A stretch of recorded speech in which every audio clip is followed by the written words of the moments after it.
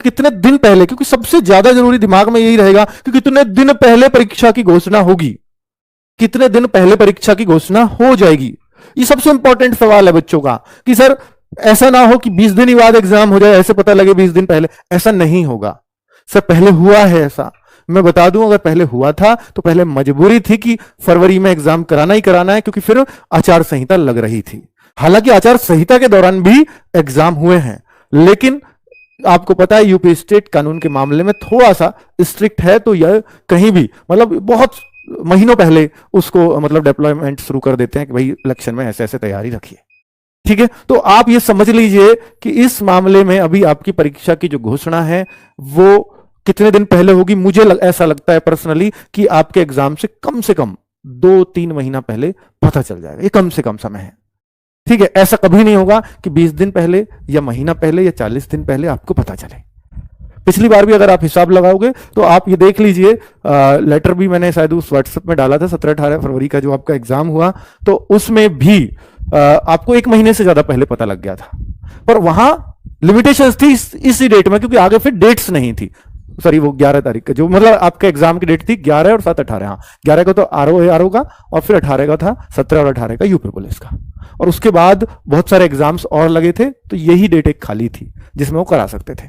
ठीक है, यूपीपी वाले बच्चे फिलहाल, क्योंकि देखो मुझे आपको पढ़ाने के लिए आपके अंदर जोश चाहिए और तभी आप उस तैयारी का फायदा उठा पाओगे। मैं रोज रोज इन सवालों के जवाब नहीं दे सकता कि कब होगा एग्जाम, क्योंकि मुझे नहीं पता, यह सच है।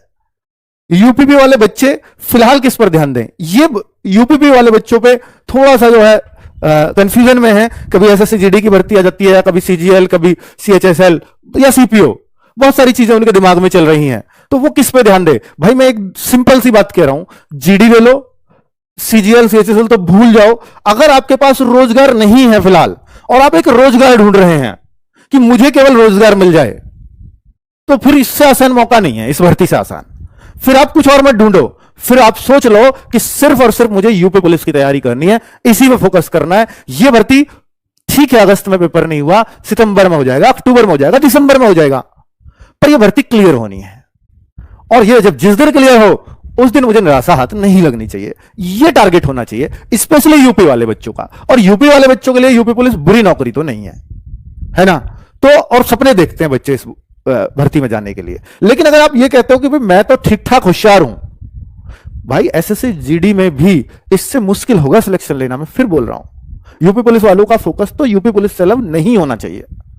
मैं कहूंगा भाई मेरा धर्म है कि किसी और की भी वैकेंसी आ रही तो मैं बताऊंगा आकर के, सीजीएल की आएंगी तो मैं बताऊंगा, पर ऐसा नहीं है उस टाइम पे आप यूपी पुलिस की तैयारी छोड़ के आप सीजीएल में लग जाओ, क्योंकि सीजीएल तो बहुत अच्छा है, सर ने बताया है।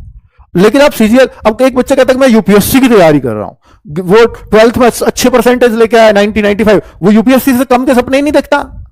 पर उसको जब उतरता है तो उसको पता लगता है 2 साल में तो ये जानता है कि यूपीएससी की फुल फॉर्म ये है। अरे भाई साहब, आप वो उतना जोश में मत आइए। आपको कुल मिलाकर के फिलहाल ये देखना है कि मैं बेरोजगार ना रहूं। मेरा फोकस सिर्फ और सिर्फ इस बात पे होना चाहिए। ठीक है, तब आपके पास सीढ़ियां हैं, यहां से भी आपके बढ़ने के मौके होंगे, वो भी बढ़िया। हाँ, आप एक्स्ट्रा ऑर्डिनरी टैलेंट है तो आप और जगह आप अपने आप को सस्ता आजमा सकते हो। मैं ये नहीं कहता कि यूपी पुलिस का ही एग्जाम दीजिए, मैं हमेशा कहता हूं कि जो भी भर्ती है आप उसका एग्जाम सबका दीजिए। एग्जाम में कोई प्रॉब्लम नहीं है, आपको खुद का पता भी चलता रहता है, उससे एग्जाम का भी अनुभव होता रहता है। एग्जाम मत छोड़िए किसी का, उसमें फीस लगती है 100 रुपए 150 रुपए, कुछ नहीं जाता, उतना आप कर सकते हो अपने फ्यूचर के लिए। ठीक है, उसमें फीस फॉर्म की फीस ही तो लेते हैं यार आपसे, इतनी महंगे तो फॉर्म नहीं होते कि हम उसका एग्जाम ही ना दें। ठीक है,